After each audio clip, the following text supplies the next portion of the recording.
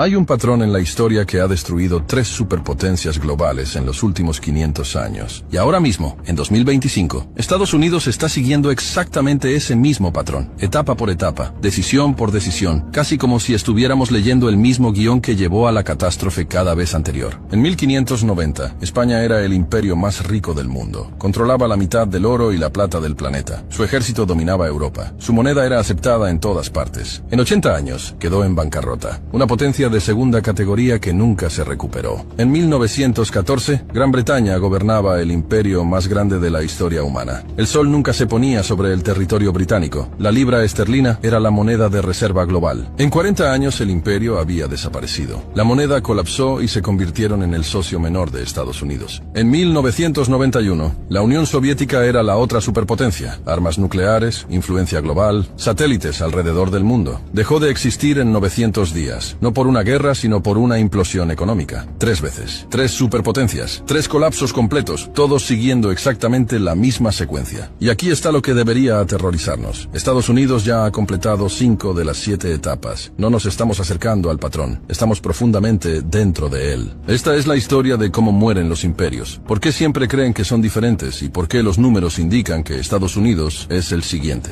Antes de recorrer el patrón, hay que entender cómo se ve realmente el colapso imperial. No en los libros de texto, sino en la práctica. ¿Qué significa cuando una superpotencia muere? El colapso imperial no comienza con una invasión ni con una derrota militar. Comienza con agotamiento económico. El imperio se expande más allá de su capacidad para mantenerse. Bases militares en 150 países, guerras en múltiples frentes, promesas que no puede cumplir, deudas que no puede pagar. Al principio el declive es invisible. La moneda todavía funciona. El ejército todavía gana batallas. El gobierno todavía hace promesas. Pero bajo la superficie, los cimientos se están agrietando. Los recursos se asignan mal. La capacidad productiva se reduce. La gente más brillante se va. Y luego llega la aceleración. Los aliados empiezan a cubrirse. Los enemigos ponen a prueba los límites. Los socios comerciales buscan alternativas. El estatus de moneda de reserva se erosiona. Y de repente las ventajas que te hicieron poderoso se convierten en vulnerabilidades. Tu moneda antes demandada por todos regresa en masa a casa. Tu ejército desplegado por todo el mundo se vuelve insostenible. Tus promesas antes respaldadas por la fuerza se convierten en palabras vacías. Esto no es teoría. Eso fue exactamente lo que les ocurrió a España, a Gran Bretaña y a la Unión Soviética. Y ocurrió porque tomaron las mismas decisiones que Estados Unidos está tomando hoy. Creyeron que su poder era permanente. Se sobreextendieron militarmente, devaluaron su moneda y se negaron a aceptar la realidad hasta que el colapso ya estaba en marcha. Veamos cómo esto ocurrió 3 veces, exactamente de la misma manera. Empecemos con el primer imperio global, España, desde los años 1500 hasta los años 1600. Después de que Cristóbal Colón descubriera América en 1492, España se convirtió en la primera potencia verdaderamente mundial. Conquistó los imperios azteca e inca y tomó el control de las minas de oro y plata más ricas jamás descubiertas. Para 1550, los barcos españoles llevaban a casa 200 toneladas de plata al año. Para 1600, esa cifra había aumentado a más de 400 toneladas anuales. España controlaba el suministro de dinero de Europa. El real español era la moneda de reserva global. Todos querían plata española. Y aquí es donde comienza el patrón. Con un país que controla el dinero del mundo y cree que eso lo hace invencible. El rey Felipe II, que gobernó desde 1556 hasta 1598, tenía más dinero que cualquier otro monarca en la historia. Y lo gastó construyendo un imperio. Etapa 1. Sobreextensión militar. España libró guerras en todas partes, al mismo tiempo, contra el Imperio Otomano en el Mediterráneo, contra Francia e Italia, contra los rebeldes protestantes en los Países Bajos, contra la Marina de Inglaterra, guerras en Filipinas y guerras en América. Para 1580, España tenía compromisos militares en 4 continentes. El costo fue enorme. La mitad de los ingresos de España se destinaban al ejército. Y aún así, no era suficiente. Etapa 2. Devaluación de la moneda. La corona española no podía pagar sus gastos solo con impuestos. Así que hizo lo que hacen todos los imperios en decadencia. Devaluó la moneda. Comenzaron a mezclar cobre en las monedas de plata. Una moneda que debía ser de plata pura pasó a tener 50% de cobre, luego 75% de cobre. El valor nominal seguía siendo el mismo, pero el valor real se desplomó. Para 1600, las monedas españolas de plata casi no contenían plata. Los comerciantes dejaron de aceptarlas a su valor oficial. La inflación se disparó. Etapa 3. Espiral de deuda. España pidió dinero prestado constantemente. A banqueros italianos, alemanes, a cualquiera que estuviera dispuesto a prestar. Para 1557, menos de 20 años después del inicio del reinado de Felipe, España declaró bancarrota. Incumplió sus deudas, las reestructuró y siguió pidiendo prestado. Declaró bancarrota otra vez en 1560, de nuevo en 1575 y otra vez en 1596. 4 bancarrotas en 40 años. Cada vez prometían reformas y cada vez volvían a endeudarse y a gastar. Etapa 4. Pérdida de la capacidad productiva. Esto es lo que mucha gente no entiende del colapso de España. Tenían todo el oro y la plata del mundo. Y eso fue lo que los destruyó. Cuando tienes dinero ilimitado, dejas de producir. ¿Para qué cultivar alimentos si puedes importarlos? ¿Para qué construir barcos si puedes comprarlos? ¿Para qué innovar si solo puedes gastar? La nobleza española consideraba el trabajo como algo indigno. Como resultado, la manufactura cayó y la agricultura se estancó. Toda la riqueza se fue en importar bienes de otros países. El oro y la plata que llegaban de América salían de inmediato para pagar vino francés, seda italiana y productos holandeses. España se convirtió en un simple conducto. La riqueza pasaba por el país, pero no se quedaba. Para 1600, España casi no producía nada. Dependía totalmente de las importaciones y completamente de la plata para pagar todo. Y cuando las minas de plata comenzaron a agotarse y la producción cayó, todo el sistema colapsó. Etapa 5. Decadencia social. Con una economía en ruinas, el crimen se disparó. Los mendigos llenaron las calles de Madrid. Los ciudadanos productivos emigraron. Las mentes más brillantes se fueron a Francia, Inglaterra y los Países Bajos. Los países que sí estaban construyendo, creando y creciendo siguieron adelante. España se quedó con burócratas, soldados y sacerdotes. Nadie generaba riqueza, todos la consumían. Para 1640, España perdió Portugal. Para 1650, perdió los Países Bajos, su territorio más rico. Y para 1700, el Imperio Español era solo una cáscara, todavía grande en el papel, pero económicamente muerto. Pasó de ser la superpotencia del mundo a una potencia secundaria en menos de un siglo, y nunca se recuperó. Hoy, España es un país europeo regional, agradable, con mucha cultura, pero irrelevante en el escenario mundial. Los descendientes de los conquistadores se convirtieron en una atracción turística. Así es como se ve el colapso de un imperio. Avancemos ahora 300 años. Es Gran Bretaña en los años 1900, el imperio donde el sol nunca se ponía. En su punto máximo, Gran Bretaña controlaba el 25% de la superficie terrestre del mundo y gobernaba a 400 millones de personas. La libra esterlina era la moneda de reserva global. Todos los grandes contratos comerciales se firmaban en libras. Todos los bancos centrales tenían bonos británicos. Londres era el centro financiero del mundo, y al igual que España 300 años antes, creían que ese poder era permanente, pero ya estaban siguiendo el mismo patrón. Etapa 1. Sobreextensión militar. Para 1900, Gran Bretaña tenía compromisos militares en todas partes: India, África, Medio Oriente, China, el Pacífico y el Caribe. Tenía que defender territorios en 6 continentes. El costo era enorme, y cuando comenzó la Primera Guerra Mundial en 1914,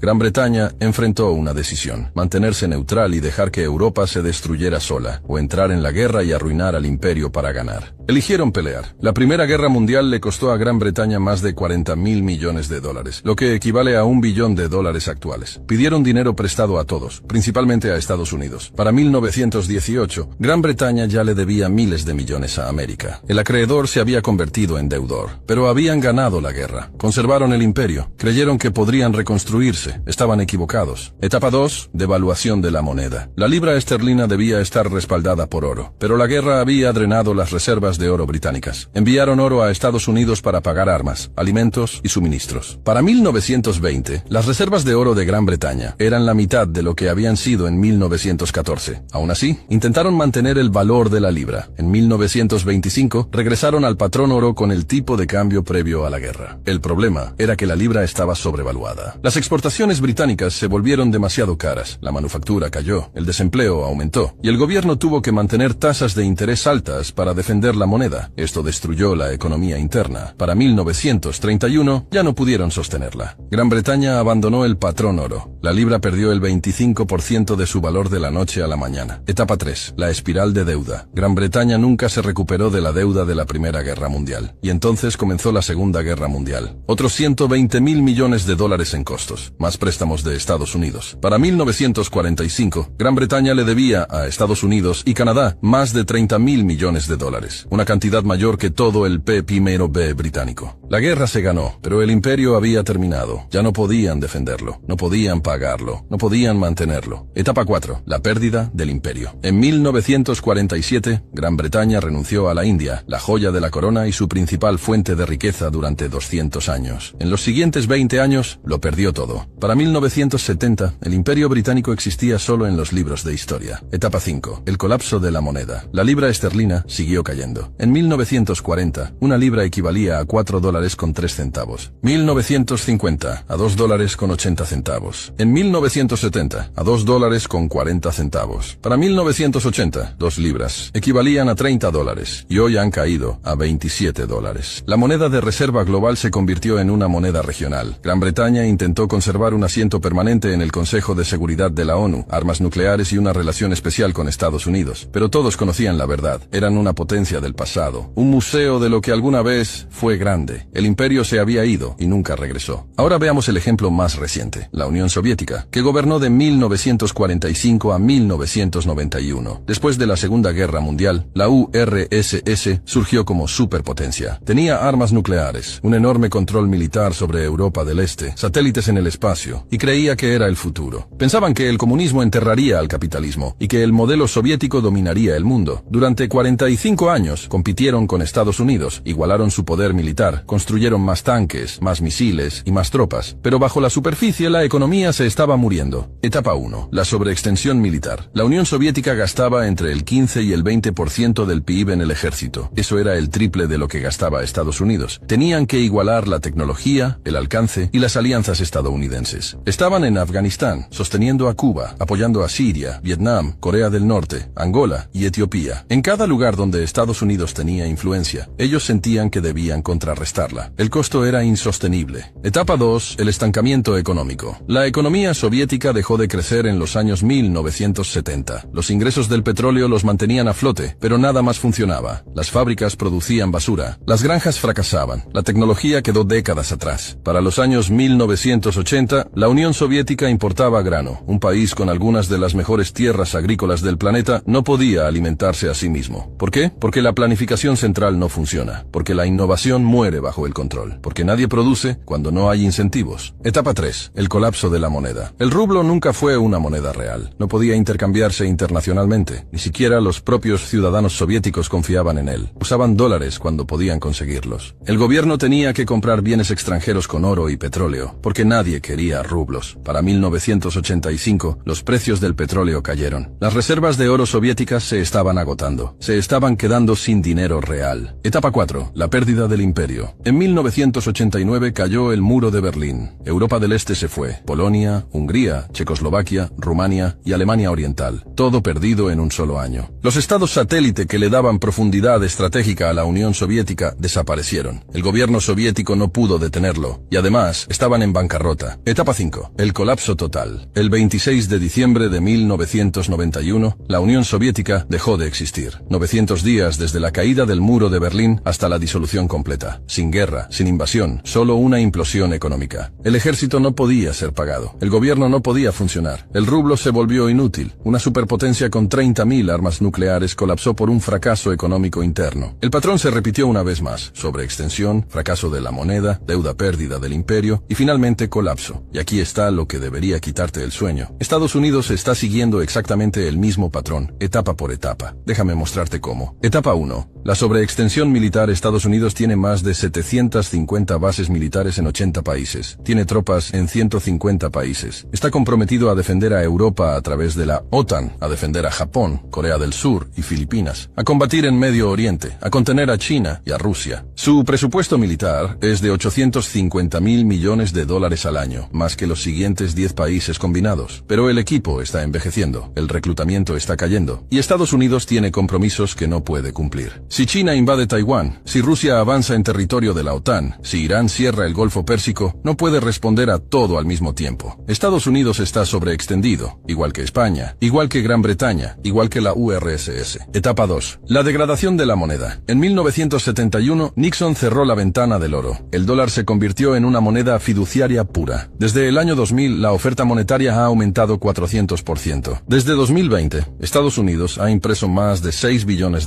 años. El dólar ha perdido 98% de su poder adquisitivo desde 1971. Estados Unidos no está mezclando cobre con monedas de plata. Simplemente está imprimiendo papel sin límite. El mecanismo es diferente, pero el resultado es el mismo. Etapa 3. La espiral de deuda. Estados Unidos debe 36 billones de dólares. Eso equivale a 120% del PIB. Solo los pagos de intereses se acercan a $1 billón al año. Está gastando más en intereses que en defensa. La economía opera con déficits cada año. $1.8 billones en 2024, en una economía en crecimiento. En tiempos de paz, pide prestado para pagar los intereses de deudas anteriores. Esa es la definición de una espiral de deuda. España cayó en suspensión de pagos 4 veces. Gran Bretaña pidió prestado hasta colapsar. La URSS se quedó sin dinero. Estados Unidos va por el mismo camino. Etapa 4. La pérdida de capacidad productiva. Estados Unidos ya no fabrica cosas, diseña, financia y consume, pero no produce. Su base manufacturera ha sido desmantelada y trasladada a China, México y Vietnam. Estados Unidos importa $800 millones más de lo que exporta cada año. Depende de cadenas de suministro extranjeras para todo: medicinas, electrónicos, acero e incluso componentes militares. Así como España se volvió dependiente de las importaciones mientras la plata salía del país, Estados Unidos depende de las importaciones mientras los dólares salen. Etapa 5. La decadencia social. La confianza en las instituciones está en mínimos históricos. El crimen está aumentando. La indigencia está explotando. Las sobredosis de drogas matan a 100.000 estadounidenses cada año. Los mejores y más brillantes se van o se desconectan. Las tasas de fertilidad están colapsando. La disfunción política es total. Los estadounidenses no pueden ponerse de acuerdo en nada. No pueden arreglar nada. No pueden construir nada. Las señales de decadencia están por todas partes, pero todos fingen que todo está bien. No está bien. Estados Unidos está en la etapa 5 de 7. La Unión Soviética llegó a la etapa 5 antes del colapso total. Gran Bretaña también. España duró más, pero el patrón es el mismo. Aún no estamos al final, pero estamos profundamente dentro de la secuencia. Etapa 6. La pérdida del estatus de moneda de reserva. Ahí es cuando los aliados empiezan a diversificarse. Cuando el comercio se mueve a otras monedas. Cuando el dólar regresa en masa al país porque nadie necesita mantenerlo. Y ya estamos viendo señales tempranas. Las naciones BRICS están desarrollando alternativas. Los bancos centrales están comprando oro. China y Rusia comercian en yuanes y rublos. Arabia Saudita acepta yuanes por el petróleo. Las grietas se están formando. Etapa 7. El colapso total. No un declive gradual, sino una implosión repentina. La Unión Soviética pasó de superpotencia a inexistente en 900 días. Gran Bretaña perdió su imperio en 20 años. España tardó más, pero el resultado fue el mismo. Cuando falla la moneda de reserva, cuando la deuda se vuelve imposible, cuando el ejército no puede financiarse, el sistema no cae con elegancia. Colapsa rápido y brutalmente. Y todos los que pensaron que aquí no podía pasar, aprenden la misma lección que aprende todo imperio. Sí puede pasar, y sí pasa. 3 imperios siguieron este patrón. España, Gran Bretaña y la URSS. Cada uno creyó que era excepcional. Cada uno creyó que era diferente. Cada uno creyó que las reglas no se aplicaban a ellos. Y se equivocaron todas las veces. El patrón no se preocupa por el excepcionalismo. El patrón es matemático. No puedes gastar más de lo que tienes para siempre. No puedes mantener un imperio sin capacidad productiva. No puedes degradar tu moneda sin consecuencias. No puedes evitar las etapas 6 y 7 una vez que completas de la 1 a la 5. La secuencia ya está marcada. La única pregunta es el tiempo. Tal vez Estados Unidos tenga 10 años, tal vez 5 o tal vez menos. Pero el patrón dice que el colapso viene. Y cuando llegue no será lento, será repentino. Suscríbete al canal si esto te abrió los ojos.